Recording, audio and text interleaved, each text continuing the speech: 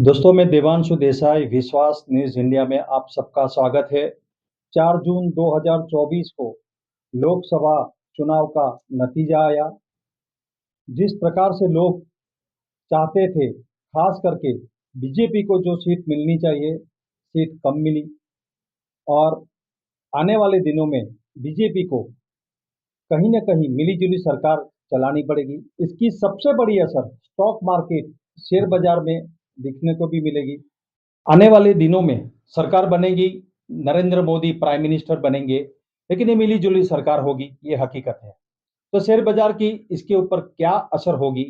मेरे साथ अब जुड़ गए हैं डीआर चौकसी, फिनसर्व कंपनी के मैनेजिंग डायरेक्टर देवेन भाई चौकसी। देवेन भाई पिछले 40 साल से शेयर बाज़ार में सक्रिय है और इनकी फैमिली हिस्ट्री है ये कंपनी की कि लगभग 112 साल से ज़्यादा ये लोग स्टॉक मार्केट में काम कर रहे हैं। तो आइए देवेन भाई चौकसी से बात करते हैं। देवेन भाई, विश्वास न्यूज़ इंडिया में आपका स्वागत है। देवेन भाई, कल का जो रिजल्ट आया, कल शेयर बाज़ार भी कुछ डाउन हो गया। लोगों को ये जानना है कि आने वाले दिनों में इसकी क्या असर स्टॉक मार्केट में होगी, शेयर बाज़ार पर होगी? कल के जो चुनाव के नतीजे जो आए हैं, उसके अंदर बीजेपी को अलोन करीबन 242 सीट मिली है। पार्लियामेंट के अंदर मेजॉरिटी के लिए 272 सीट की जरूरत पड़ती है। अगर बीजेपी के साथ में उनके अलाइड पार्टनर्स जेडीयू और टीडीपी को जोड़ लेते हैं तो ये समीकरण बन जाता है अपना जो गवर्नमेंट फॉर्म करना है 272 सीट के साथ में। एक तरफ जेडीयू के पास बिहार में उन्होंने 12 सीट जीती है, तो बीजेपी ने भी 12 सीट जीती। तेलुगु देशम पार्टी ने आंध्र प्रदेश के अंदर बहुत सारा अच्छा प्रदर्शन किया। प्रदर्शन किया, उसके साथ में बीजेपी को जोड़ना जरूरी बनता है। हुँ, तो ये दोनों चुनाव के अंदर आप देखें स्टेट लेवल के ऊपर तो बीजेपी का कंट्रीब्यूशन इक्वल है, कम नहीं है। हुँ, मेरा ऐसा मानना है कि ये जो कोएलिशन है, ये कोएलिशन वीक कोएलिशन नहीं है। हुँ, ये कोएलिशन एक समझा बनाया हुआ प्रॉपर कोएलिशन है, हुँ, जिसके अंदर पार्टनरशिप की दृष्टि से देखें तो ये कोएलिशन अच्छी तरह से चल सकता है। हुँ, इसमें मुझे कोई दो राय नहीं दिखती। दूसरी तरफ आप देखें, नरेंद्र मोदी जी का एक बहुत बड़ा प्रभाव है। हुँ, उन्होंने ग्लोबली कई कंट्रियों को जुड़ा है हुँ, भारत के साथ में। अगर वो ग्लोबली किसको जोड़ सकते हैं, तो क्या हमारे देश के अंदर पार्टी को जोड़ के काम नहीं कर सकते? बहुत मेरा अच्छी ऐसा बात। मानना है कि पार्लियामेंट के अंदर जो बीजेपी के साथ में रहता है, वो बीजेपी उसको सम्मान के साथ में रखती है और वो प्रक्रिया चालू रहेगी।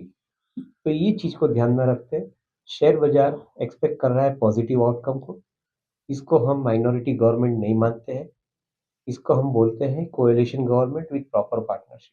हुँ, हुँ। ये पार्टनरशिप मेरे ख्याल से लंबे अरसे के लिए कंटिन्यू मतलब रहेगी। शेयर बाज़ार में इसकी इफ़ेक्ट और भी अच्छी चलती रहेगी। शेयर बाज़ार शायद इन आंकड़े को अभी आज से भूल गया है, ऐसा समझ के चलिए। हुँ, हुँ, अभी के समय के अंदर शेयर बाज़ार ध्यान रखेगा, गवर्नमेंट की पॉलिसी क्या है, ग्रोथ कैसे बनाते हैं, कैसे कंट्री को आगे लेके जाते हैं, कैसे नए रिफॉर्म्स लाते हैं, कैसे डिसिप्लिन सेट करते हैं कंट्री के अंदर। हुँ, हुँ। ये सब चीज़ के ऊपर हमारी कंट्री के अंदर अभी आगे का समय निर्भर करेगा ये सब चीज़ के मतलब ऊपर। पूरे देश में जो इंफ्रास्ट्रक्चर का काम चल रहा है, जो पहले कभी इतने 10 साल पहले नहीं था, विकास का काम चल रहा है, तो वो काम अब वो भी अच्छे से चलते रहेंगे। एक अनुभव ऐसा हुआ है लास्ट 10 साल के अंदर, आप जितने पैसे इंफ्रास्ट्रक्चर में स्पेंड करते हो, हुँ, उससे 2-3 बड़े बेनिफिट मिलते हैं। हुँ, एक तो इंफ्रास्ट्रक्चर में पैसा स्पेंड करने से आपका इंडस्ट्रियल कंज़म्पशन बढ़ता है। इंडस्ट्रियल कंज़म्पशन बढ़ने के साथ में पर्सनल कंज़म्पशन बढ़ता है।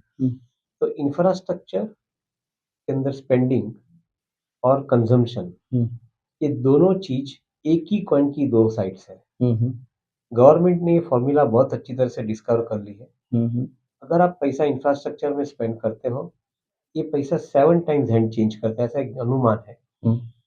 7 जब जगह घूम फिर के 7 आता है। जगह घूमता है पैसा हुँ, हुँ, और 7 जगह पे जब भी घूमता है तभी उसके अंदर जीएसटी का कलेक्शन आता है, इनकम टैक्स का कलेक्शन आता है हुँ, हुँ, और कंज़्यूमर के हाथ में पैसा आने के साथ में कंज़्यूमर उसको स्पेंड करता है, हुँ, हुँ, तो उसके साथ में कंज़म्पशन बेस्ड इकोनॉमी आगे बढ़ती है। तो ये हुँ, सबसे बड़ा मुद्दा है। दूसरी तरफ इंफ्रास्ट्रक्चर में फंड स्पेंड करने के साथ में कंट्री के अंदर जो सुविधाएँ बढ़ती है, तो सुविधा बढ़ने के साथ में कंट्री की एक कॉम्पिटिटिवनेस भी बढ़ती है, तो हुँ, ग्लोबल इकोनॉमी के अंदर हमारा जो स्थान है, वो आगे बढ़ते जा रहा है। हुँ, हुँ। तो मैं समझता हूँ कि अभी जो $4 ट्रिलियन की जो इकोनॉमी है, हम्म, वो अगले 10 साल के अंदर करीबन 10 से $12 ट्रिलियन की इकोनॉमी बनेगी। हम्म, और सामने मार्केट कैपिटलाइजेशन जो करीबन $5 ट्रिलियन का है, वो अगले 10 से 12 साल के अंदर मेरा ऐसा मानना है कि 14 से $15 ट्रिलियन बनेगा। तो ये हमारे देश के लिए अगले 10 साल एक सुवर्ण समय है और कैपिटल मार्केट इस चीज़ को भली-भांति समझता है। मतलब गोल्डन टाइम भी है, साथ में महत्वपूर्ण भी है और इन्वेस्टर को डरने की जरूरत नहीं है। निवेश के हिसाब से आने वाला समय कैसा रहेगा? मेरे ख्याल से इतना बढ़िया समय शायद हमने पास में कभी देखा ही नहीं था। इतना बढ़िया समय आज की तारीख में शेप अप हो रहा है। ये जो नए एडिशन फंड्स इकोनॉमी के अंदर आ रहे हैं, अगर हम आज की तारीख की बात करें, $4 ट्रिलियन की इकोनॉमी के अंदर $1 ट्रिलियन का सेविंग्स एंड इन्वेस्टमेंट है। $1 ट्रिलियन का सेविंग्स एंड इन्वेस्टमेंट में से 40% फाइनेंशियल एसेट्स में, 60% गोल्ड और हाउसिंग में है। अगर ये 40% जो फाइनेंशियल एसेट्स में है 1 ट्रिलियन में से $400 बिलियन का फाइनेंशियल एसेट्स में इन्वेस्टमेंट है, हर हम्म, साल बढ़ते जा रहा है। हम्म, अगर आपकी इकोनॉमी $12 ट्रिलियन की 2035 में होती है, तो $4 ट्रिलियन का अमाउंट सेविंग्स एंड इन्वेस्टमेंट में रहेगा हम्म, और $4 ट्रिलियन का 40% यानी $160 बिलियन इकोनॉमी के अंदर फाइनेंशियल एसेट्स में आएंगे। हम्म। तो 400 बिलियन, 160 बिलियन, 1.6 ट्रिलियन, ये दो फिगर को आप नजर से अंदाज से देखें तो सीधा 4 टाइम्स आपने मल्टीप्लाई कर दिया। मैं ऐसा मानता हूँ कि इतनी बड़ी अपॉर्चुनिटी इतने सालों में ये देश ने कभी देखी ही नहीं है। मेरे ख्याल से it is going to be a best period of time. Devendra भाई, पिछले 10 साल में देखेंगे कि स्टूडेंट में भी बहुत अवेयरनेस आई है। तो और स्टूडेंट शेयर मार्केट को लेके, म्यूचुअल फंड को लेके यंगस्टर जो है वो बहुत आज उत्सुक है, इन्वेस्ट भी करते हैं। उसके बारे में आप क्या बताया और उनको क्या सलाह देंगे आप? बिल्कुल सही प्रक्रिया है।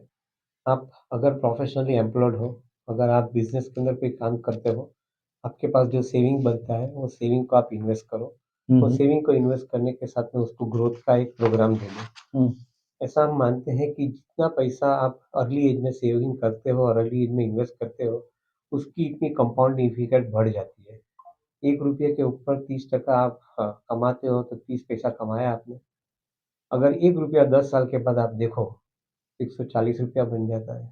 हम्म, अगर आप इसके हिसाब से माध्यम से देखो तो ये कंपाउंडिंग मशीन है। 30% की कंपाउंडिंग मशीन पे आप देखो, तो ये कंपाउंडिंग मशीन है। मैं ऐसा मानता हूँ कि जो निवेशक अर्ली स्टेज में इन्वेस्ट करते हैं, उनके लिए ये भी एक एकदम एक अच्छा सुंदर समय है बिकॉज़ इकोनॉमी भी ग्रो हो रही है और आपका इन्वेस्टमेंट भी बढ़ रहा है। एक अंतिम सवाल कि ये इस साल गर्मी भी बहुत हुई, इलेक्शन में भी लोगों को जो देखना चाहते थे कुछ आगे पीछे हुआ 19-20। लेकिन सुखद बात ये है कि बारिश बहुत हुई और हमारे देश में कहा जाता है कि जब बारिश बहुत होती है तो शेयर बाजार और भी स्ट्रांग हो जाता है। उसके बारे में आप क्या कहेंगे? बारिश बहुत होने वाली है, ऐसा एक फोरकास्ट है कि नवंबर तक 5 महीने तक बारिश आएगी। भगवान की कृपा गिन के चलते हैं हाँ, हाँ। क्योंकि इतने सुंदर समय के अंदर अगर रूरल इंडिया के अंदर अच्छी बारिश होती है तो अच्छे क्रॉप की प्रोडक्शन होती है। अच्छे क्रॉप की प्रोडक्शन होती है तो रूरल इंडिया इकोनॉमी के अंदर अच्छे दाम मिलते हैं और वो अच्छे दाम मिलने से कॉर्पोरेट सेक्टर के अंदर वो पैसा खर्च होने से कॉर्पोरेट सेक्टर की प्रॉफिट की क्षमता बढ़ती है। तो एक पूरी साइकिल है। मैं ऐसा मानता हूँ कि पिछले 10 साल के अंदर भारत में बारिश की कमी नहीं रही है और ये भगवान की कृपा माननी चाहिए। ये साल के अंदर भी संकेत ऐसे मिल रहे हैं कि बारिश अच्छी रहेगी। बारिश अच्छी रहती है, एग्रीकल्चरल प्रोड्यूस बढ़ता है, एग्रीकल्चरल प्रोड्यूस बढ़ता है तो कंज़म्पशन बढ़ता है, कंज़म्पशन बढ़ता है तो इंडस्ट्री का प्रॉफ़िट बढ़ता है, इंडस्ट्री का प्रॉफ़िट बढ़ता है तो ओवरऑल कंट्री की वेल्थ बढ़ती है। तो ये पूरी प्रक्रिया अच्छी तरह से चले, ऐसी हम प्रार्थना करते हैं। देवेंद्र भाई, विश्वास न्यूज़ इंडिया से बात करने के लिए धन्यवाद। और खास तो ये कि जो लोग पिछले 2 दिन से 4 जून के रिजल्ट के बाद शेयर बाजार, स्टॉक मार्केट, इन्वेस्टमेंट के लोगों में जो तरह तरह की बातें होती है, तो आपको आपका कहना है कि बनेंगे तो पीएम मोदी ही। और आपको इन्वेस्ट करने के लिए चाहे रिक्शा वाले हो, चाहे परीक्षा वाले हो, चाहे स्टूडेंट हो या श्रीमंत हो, मिडिल क्लास हो, उनको कोई डरने की जरूरत नहीं। आने वाले दिन बहुत अच्छे होंगे।